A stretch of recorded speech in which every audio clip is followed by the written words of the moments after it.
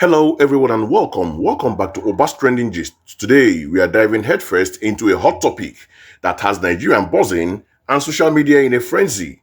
Our focus today is on a recent statement made by none other than the former presidential candidate of the Labour Party, Mr. Peter Obi, who was speaking at a youth event in Onitsha, Anambra State, where he shared some pretty provocative thoughts about internet fraudsters, commonly known as Yahoo boys. Obi stated, and I quote, "Some of our so-called Yahoo boys are geniuses who need redirection, not condemnation.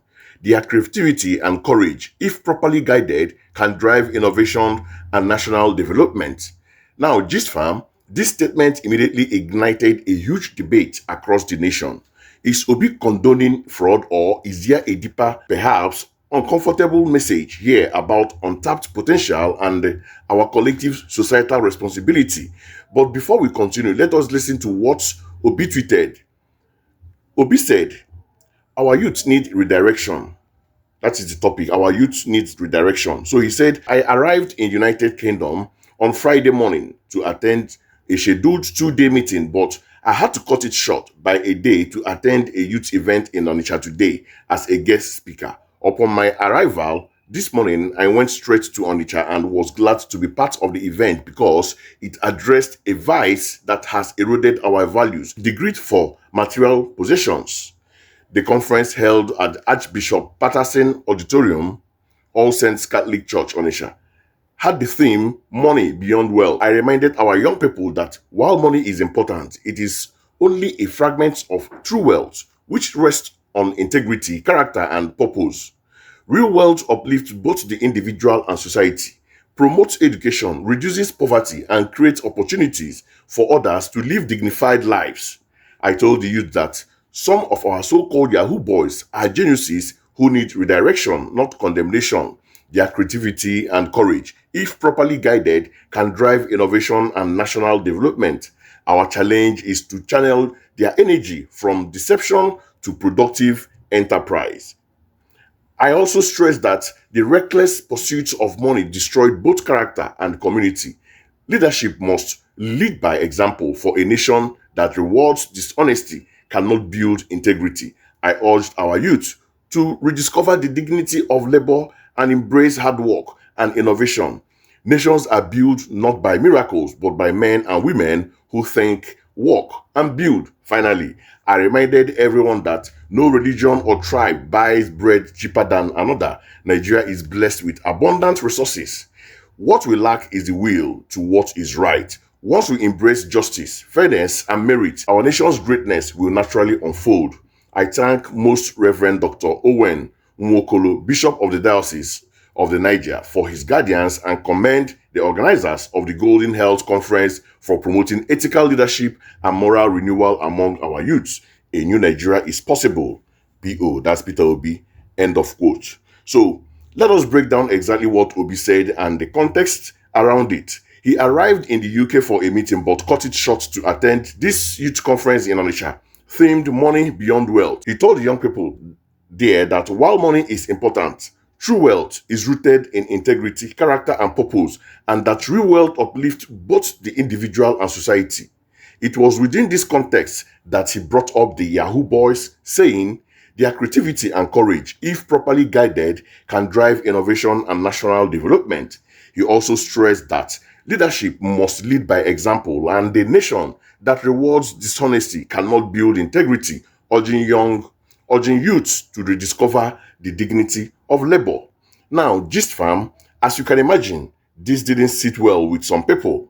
The backlash was almost instantaneous. Some Nigerians immediately jumped on him, asking, "What did you do for Anambra youths when you were governor? Why did so many leave the state seeking greener pastures?"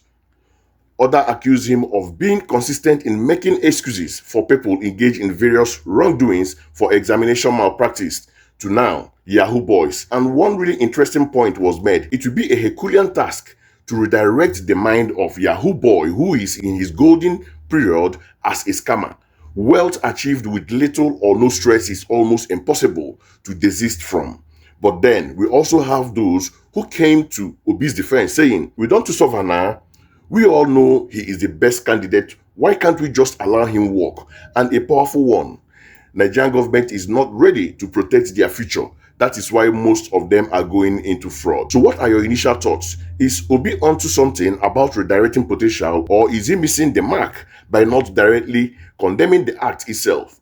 Drop your comments below. I want to hear from you. Alright, let's get into my critical take on this, because this isn't a black and white issue. Gist fam, on one hand, let's be clear, internet fraud is wrong. It damages lives, it tarnishes Nigeria's international image, and there's no excuse. The criminal act itself, we cannot and should not sugarcoat that. However, when we look at Obi's statement within the full context of his speech, his emphasis on money beyond wealth, integrity, character, and purpose, it seems to be a call for a deeper societal introspection, not an endorsement of fraud. He's not saying Yahoo boys are heroes. What I believe he's highlighting is that the skills, the sharp digital acumen, and the daring to execute complex schemes, the often incredible persuasive ability are indeed valuable. Imagine if that raw energy, that quick thinking, that entrepreneurial spirit was channeled into ethical tech innovation, into building legitimate businesses. You don't understand though, all these guys, if that brain, what they use to do all these things, only if they can utilize it well, honestly, things go better. So I don't understand how all these young guys will just be sleeping on the laptop from morning till night. Instead of them to use it to be productive, all they'll be doing is to use it to be thinking of how to scam people. So imagine if they use that brain, put them into good use, what thing will happen. So let's continue. In building legitimate businesses into solving real world problems, that's what I'm talking. That's the genius he is referencing. This brings us to a crucial, uncomfortable question. Why are so many of our youths turning to fraud?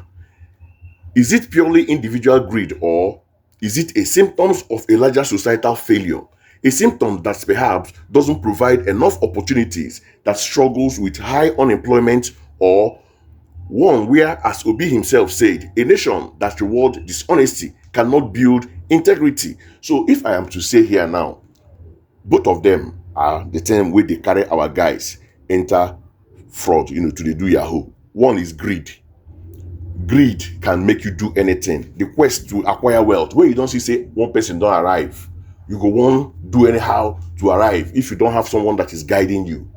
You get, I've been get person we say, because say in friend buy moto, say in won't buy moto. I ask him how you want take buy the moto. He say make it do G. We call it G guard, say make him do G or G, something like that. So it is the greed to acquire more wealth. And they lead all these guys. Secondly, we can never rule out the government. The government also play, and they played important role in this thing, because there's no employment. Most of the youths, out of frustration, you will see them enter Yahoo, start doing Yahoo. Now that frustration, they lead people to go rob. Now frustration, they lead person do something bad. So when there's you will see person will come out from school, no job, you don't put CV tire, you don't get anything. What else? You look for the fast means. But even at that, you can be creative, you can learn job. Even if there's no job opportunity, create employment for yourself, learn skills. These days, most of the young youths, if you carry a motor go mechanic, you will see few boys learning work. You will see few boys learning work, or you go tailor, you will see few boys. Nobody wants to learn how to sew. Nobody want to learn carpenter. Nobody want to learn any handwork. All of them want to go into internet fraud because they feel that that's the fastest way to make money. But it still boils down to greed. Even if the government is not even playing their part well, it still boils down to greed. So let's continue. Redirecting someone deeply entrenched in the golden period of scamming is an incredibly daunting task. But does that mean we simply condemn and give up without trying to understand the root cause or offering viable, attractive alternative? My critical take, gist fam, is that Obi is attempting to spark a necessary, albeit difficult conversation about untapped potentials and societal responsibility. He's challenging us to look beyond just the crime, acknowledging the raw, misdirected talent, and then ask ourselves, how can we as a nation create an environment where that talent is nurtured for good rather than exploited for ill? It's a challenging perspective, one that forces us to confront some uncomfortable truths about our youths and the future we are building. Let me also chip this one in. Me, as you see me here, I'm a beekeeper. I have a bee farm. I had to learn it. Because I needed something to do. I needed to do something. After I left, I resigned from my 8 to 9, 8 to 5 job or whatever. I moved into beekeeping. I have a bee farm. I have bees in the bush.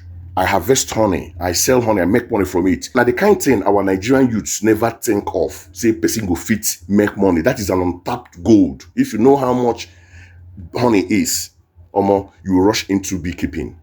Let's go ahead. That's a story for another day. You can ask questions about it on the comment section. I'll guide you.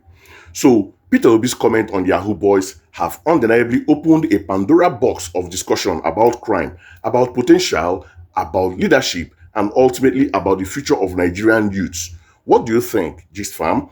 Is redirection a viable path, or is it an idealistic dream in our current reality? Share your thoughts respectfully in the comments below. Don't forget to like this video, subscribe to Obas Trading Gist for more breakdowns and deep dives into the hottest topics, and hit that notification bell so you don't miss our next update. Until next time, stay informed, stay gistful, stay thoughtful.